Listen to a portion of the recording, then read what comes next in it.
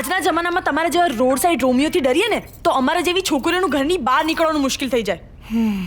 નીકળવું પણ ના જોઈએ. શું કીધું? એટલે તમે જેમ તેમ ગમે તેમ મન ફાવે તેમ હેલફેલ ના બોલો. હું સભ્ય છોકરો છું. હું કાંઈ ઓલો રોડ સાઈડ રોમિયો નથી. હા, એનાથી પણ ગયા ગુજરેલા છો. એક તો તમે મારા ઘરમાં ઘૂસી આવો છો, ઉપરથી મને ગાળો આપો છો. હજી તો ગાળો આપી જ નથી. આવડી મોટી મોટી આવડે છે, આપું કે તારી એ મોં? ના ના ના ના ના ના. તમે ગાળો આપવાની વચ્ચે વચ્ચે ગાળો રાખો અને મૂળ મુદ્દાની વાત કરો કે તમે અહીંયા આવ્યા છો કેમ. મારું પાર્સલ લેવા. તમારું પાર્સલ લેવા? હા, જે તમારી પાસે છે.